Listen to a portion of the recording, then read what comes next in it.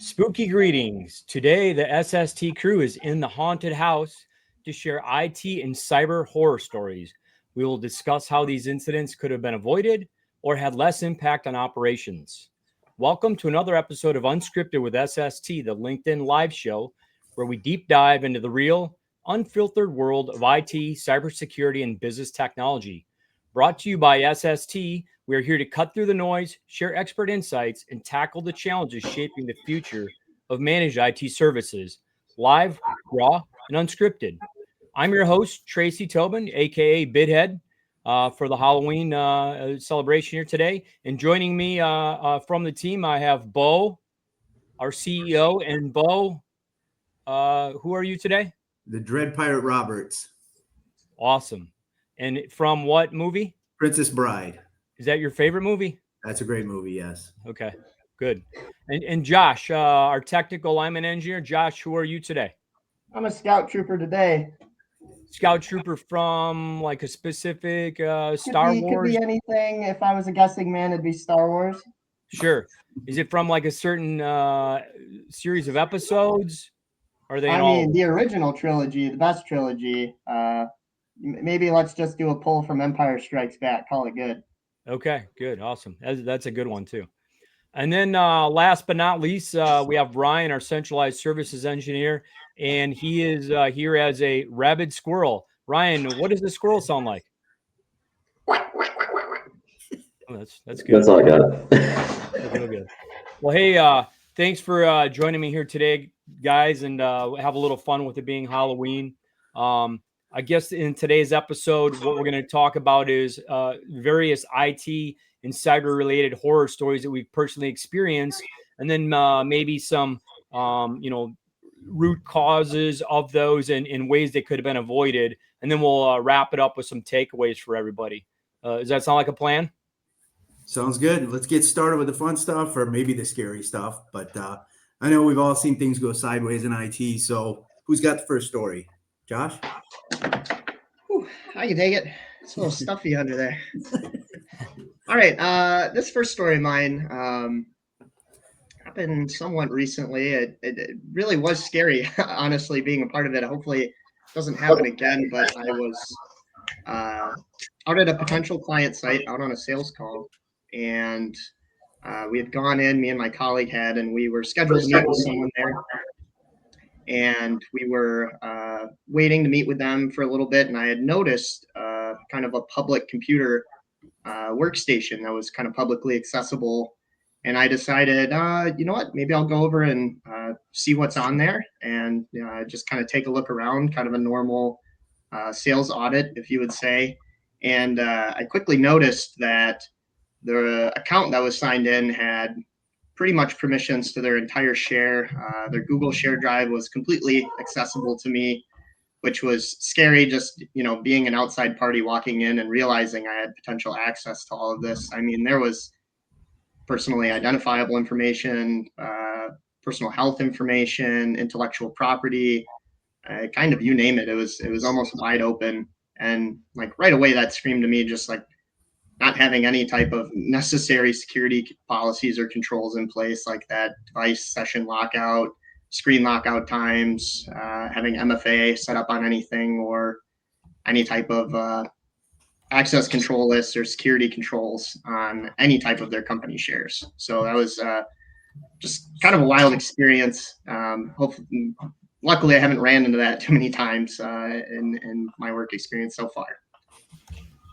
Yeah, I mean, you talked with the customer a little bit about that, right? That was kind of part of a pre-sales engagement, where you were kind of learning about it. But I mean, you tried to inform them a little bit about what was going on with that, right? Yeah, absolutely. I mean, that was the first thing that was brought up during initial conversations, and unfortunately, like, things didn't happen with that client. But regardless, especially when I get into an environment, any of us get into an environment like that, and you notice a type of vulnerability or potential vulnerability, like that's an incident staring you right in the face. And it's so important to just bring up in those types of conversations immediately and be like, hey, you should be aware of this. I mean, a lot of times they just don't understand the impact. It's just been part of workflow, probably evolved with that over years and years of just start put data in the system and don't have a password, and without some help, they're not putting the right controls in place, and suddenly you just have that big gaping hole potential security incident sitting right in front of them, and just kind of a disaster waiting to happen, right? Yeah, totally agree with you. Ryan, all right, excuse me, Josh, I think I know the answer to this question, but what would be the first thing that you would do to help an organization get out from behaviors and away from these types of things? Those types of things, I mean, it's a big, long process when you get into that, but like reviewing your security controls and who has access to what is really a big first step for me. Kind of as Bo said, most of these environments that I've been in, this is like a learned behavior where people have been working in these environments for so long, and they're like, well, it's always been this way. This is my normal workflow. I've always had access to this stuff. And these companies aren't used to dedicating time to go back and review the security structure that they have in place. And like taking dedicated time to review that stuff is more important than ever nowadays.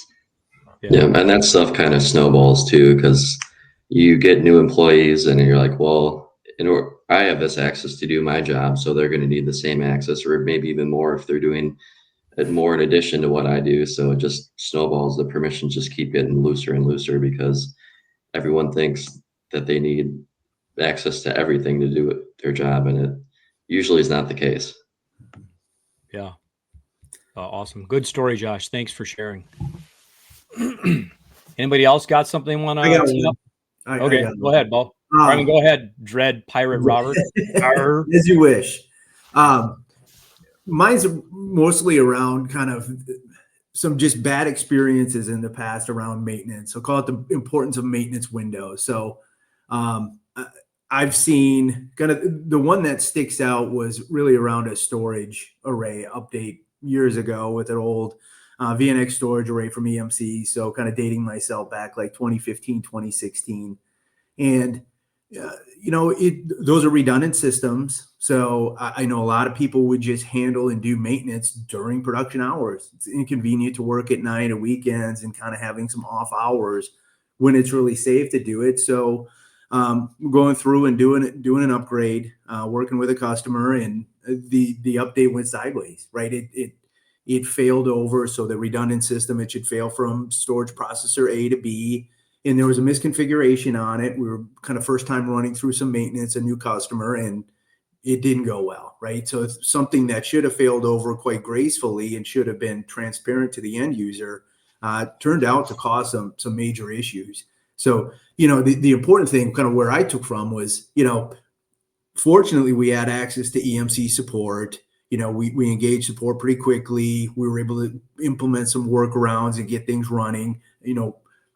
Yes, there was a disruption, but it wasn't too long lasting, but it did impact production. So, part of that was just making sure, when you're going to do that maintenance, even those redundant systems, just don't do that during the day. Because that stuff, if it goes wrong, you're working on a core critical system, it could have some business impact. So just making sure, now and these guys, always kind of laugh at me because whenever we go through updates, that's me. I got to walk around. I'm just nervous something's going to go wrong. Just been burned so many times just doing normal operations.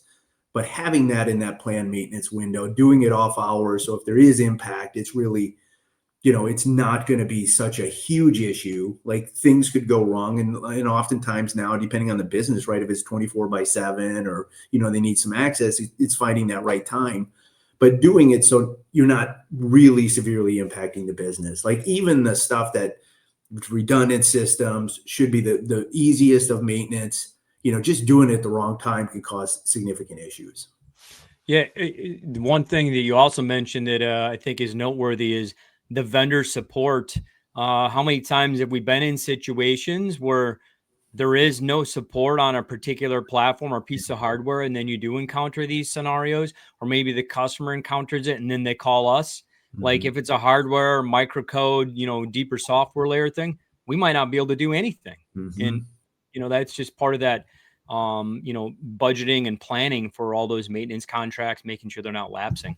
Mm-hmm. That was actually a good point. The issue that caused that the issue on that storage array, it wasn't anything with configuration. It was like one of those minor defects that just came to light when we did the restart. So like if we didn't have vendor support and could roll that back and get them operational, like we couldn't have done that without vendor support. So that impact would have been much more significant. They were able to go reverse that update, kind of roll things back to the state, figure out what happened, and then again, in a future planned effort, we were able to do that upgrade. But learn my lesson then is even the safest, most redundant systems have a planned maintenance window. Try to minimize that impact. Yeah. Thanks for sharing that story, Bo. That's another great one. Who else would like to pony up something here? I can go next. So I'll take us on Rabbit a squirrel? Yeah, go ahead. trip down memory lane to one of the less fun weeks in my career. Basically what happened is we had a client, they have their own internal IT. We're kind of an escalation point, manage their hardware, but we have an on-site presence, and they also have their own maintenance department. And there was a scheduled cleaning of a cleaning and rearrangement of an entire location of this business. And it was planned, but it was not planned and communicated with IT, either their internal IT or us. So we showed up one day and came into the business, and everything was moved around and nothing was working. And so spent about 3 days trying to figure out what was in place before and how to set it all back up basically from scratch. And in this environment, there was a lot of vendor equipment, and that vendor equipment had its own network and its own port configurations and everything. And basically they unplugged everything and just plugged it back in willy-nilly.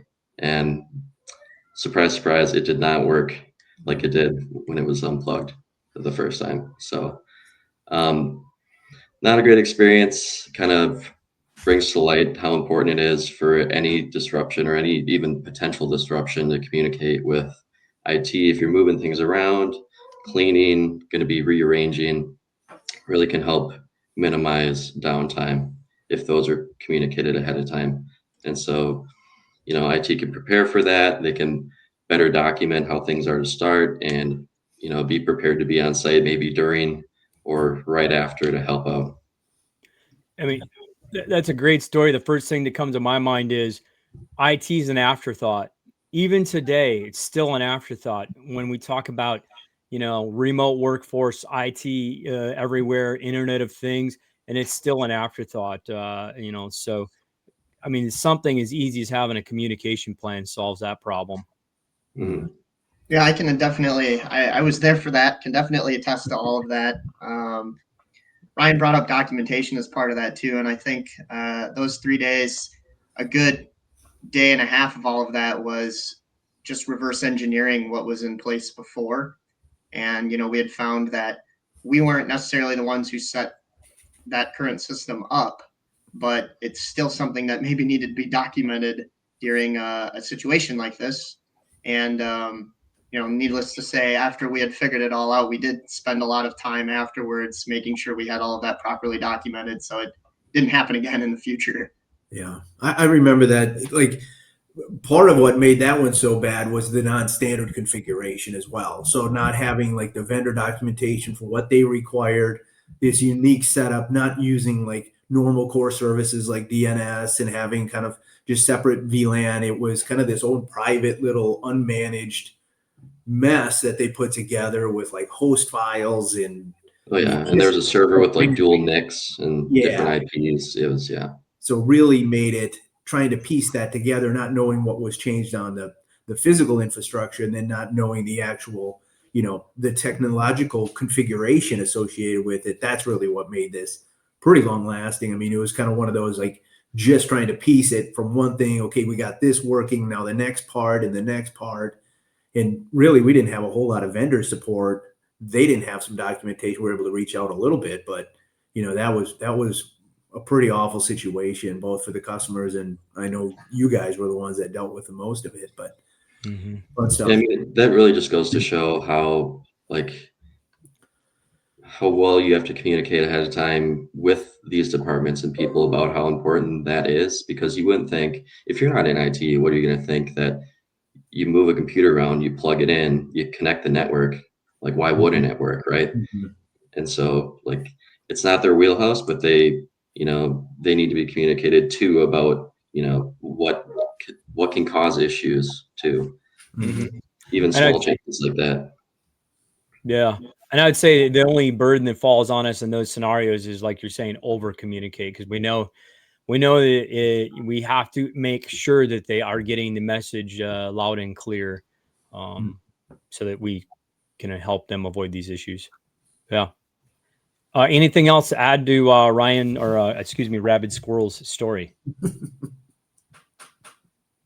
No. All right. Anybody who's got another one? Yeah, I've got one more that I can share, and I would call this in the IT industry. There's a common term called No Change Fridays, and this would be when I started subscribing to how real that can be to some people. We had a client in the past that was having a few inbound calling issues happening throughout the week. It wasn't taking down any systems, but one of their pieces of equipment was maybe a little faulty or having a couple errors. And I had a support case going with the vendor for the equipment throughout the week, and we kind of agreed that we wanted to find a maintenance window and just reboot it as a troubleshooting step. So we decided to do this on a Friday, really late on a Friday night. It was like 11 p.m., maybe midnight. And again, this was just a reboot. So I had gone in, and this piece of equipment was kind of inbound calls would come in, and this was in the middle of everything, and then it would hand it off to a normal call flow where it would hit phones in the building. So I had kind of created a little workaround where it cut out the middleman piece of equipment and it would just go straight to a phone. So calling was still functional, but I had rebooted this piece of equipment, and you go through, as Bo said earlier, kind of the waiting and waiting and waiting.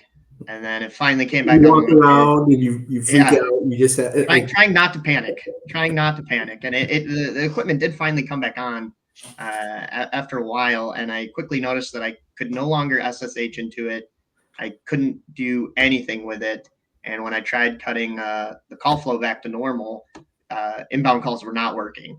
And this was actually a healthcare facility, so I started to get pretty worried. And again, this is late on a Friday night, so luckily we did have that vendor support, that third-party support. I had to open an escalated TAT case with them.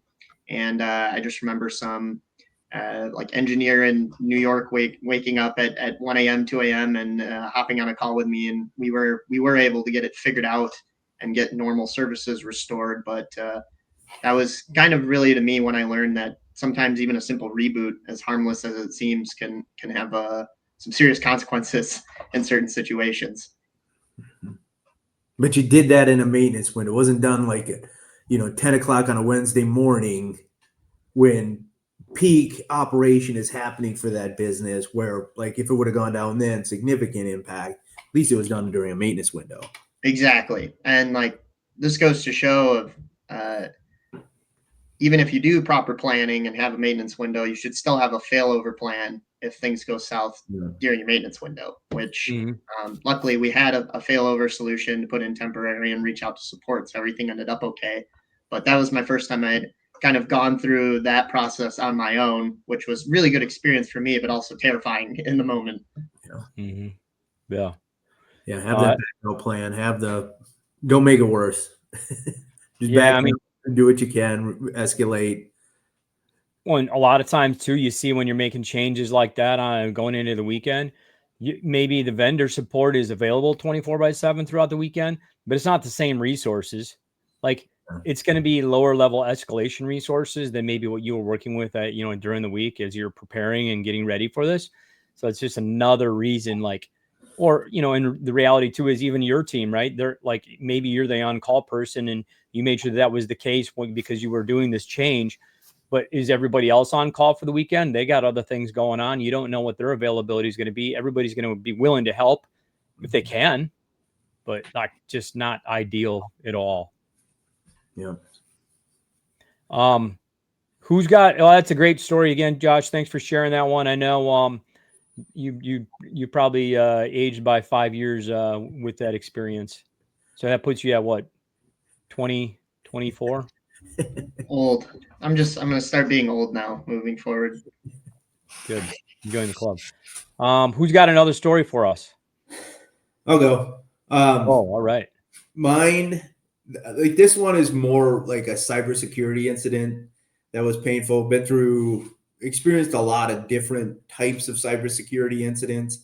I just remember like starting out with just some like individual workstations crypto locker, but this was one where we saw kind of widespread in this customer environment, hit a couple servers, and just started getting the reports, everything is down, these systems aren't working, had the ransom note in there, and so we started looking at that and going through our normal incident response process, trying to figure out, what the impact is, kind of assess the situation. We ended up getting cyber insurance involved because it was, impacting some financial systems, sensitive systems, significant business disruption, knew this was going to be a problem. It started working through our normal processes, trying to eradicate it, right, with the forensics team, gathering all that information, and spent a bunch of time going through and kind of got to the point after, I can't remember if it was a day or two, but kind of some time where we were about ready to start bringing systems on, and we thought we had, deployed new, some different EDR out there that the forensics team wanted so they could collect and kind of monitor the environment. So had redundant EDR systems out there, had done a bunch of the collection, cleaned up accounts, thought we got rid of all the persistence and started bringing systems online. And I just remember kind of being on a call, and all of a sudden we realized it's back, right? We saw some accounts in there that shouldn't have been there that we know we cleaned up. And we were to that point where we were like, okay, let's bring these things back online. And I just remember seeing like kind of within the team of like, we saw the account that we know was compromised and that we got rid of, disabled it, removed it. We're kind of triaging that. And all of a sudden we saw like that account and another one were back active. So we knew the bad guys were back in the environment. And I just remember like, kind of revisiting like what we had done, like, had we done all the due diligence, we put all the tools out there, but it just kind of shows like how hard it is. Like sometimes, going through and working through these incidents of just, it takes time and to make sure, kind of were there shortcuts taken? Like I don't think there was anything necessarily that we did as part of the incident response that we missed. It was just, it turns out like they were in there for quite some time, after we started bringing these systems online and they were going through all the log and all the data collected. We found that persistence was in there for quite some time. Like, so they were kind of had their footholds in this environment. And so some of the, like the way that we thought they got in and we mitigated it, it wasn't. They had some other hooks in there that we didn't catch until going through, and that forensics takes a little bit of time if you've ever been through incident response. And they finally found some evidence of that. We were able to then really get them out of there and safely bring this customer online. But, looking back on it, a lot of it would have been, we had EDR systems out there, and have all these things. But, this was a few years back, and being able to kind of see, like with a SIMSOC, having some like active administration on it and having some different data sources, I think if we would have had a system like that, it probably wouldn't have even happened because you could correlate this stuff. But like at the time, it was just, it looked like that normal living off the land attacks. Like it was like a VPN connection, or they hit a web, like it was kind of a combination of VPN service, then hit a web service, got in the environment using remote tools. And it was kind of just like, it didn't trigger any of the EDR systems, but all of this stuff, if you put together, probably would have caught it and would have known and not had them in there and kind of had those deep hooks and, and all the disaster that happened. But it was just kind of making sure, you have that EDR system, there's eyes on it, and you're looking at the other information that's coming in. I mean, so many of these systems these days have this robust logging, and just going through all that is like really what you need to make sure you're securing, across the enterprise that you need to be doing. What comes to my mind is this, like you said, if you have the right tools employed today versus the right tools employed, when this event happened, it probably doesn't happen. Or if it does, the impact is a lot less, because the tools today, you can aggregate data from multiple vantage points and triangulate issues and anomalies, and then make corrections or changes to them with AI, right? Or automations. Yeah. So a lot of that, before you would have to actually collect the data and do all the cross-referencing of the logs from the different pieces of equipment and endpoints on your own. It was a full-time resource, if not more, right? Yeah. Now And it's that was all reactionary too. Like something would happen, it was like, oh, this looks weird. Now it's kind of like you got to think of, this was again years ago. Okay, well, let's look at this. Is there anything in there? Anything in there? And if how long do those systems log? A lot of these, like some of the firewalls, there's so much activity. It was kind of rolling off within days. So like it happened a while ago. Nothing was ever caught, and then it's past the logging. You're not retaining it, so how are you ever going to find it? So that was a lot of the difficulty associated with it. It was like it's all reactionary. Something happened. Okay, let's go try to piece this together. And then I think back of like, yep, we got it cleaned up, and then all of a sudden that account is there again, and that was just like, it was just that was one of the most terrifying, like with that cyber incident of like, you think you're kind of near the end of it, and all of a sudden you're back, right? It's back. We're back to step one, and we got to go through this again, right? That was just a horrifying feeling. Yeah. Yeah. Right before we started. Yeah, like you were saying with the tools, like I feel like it used to be more just throw it in EDR and then you're protected. But especially now, I think just layered security is the biggest thing. In this case, or the case that you're talking about, maybe having some zero trust tool would have prevented the entire thing. Maybe the SIMSOC with a better EDR, but just more generally, just having layered security to where, let's say, instead of that situation, it's like an email compromise. Well, the end user they get an email. Does it get past your security? Yes or no? Okay, one layer down. So sometimes users will go in to their spam folder because they're looking for something else, find an email that was filtered, still go to it. So they can get through that layer. Next layer would be DNS security.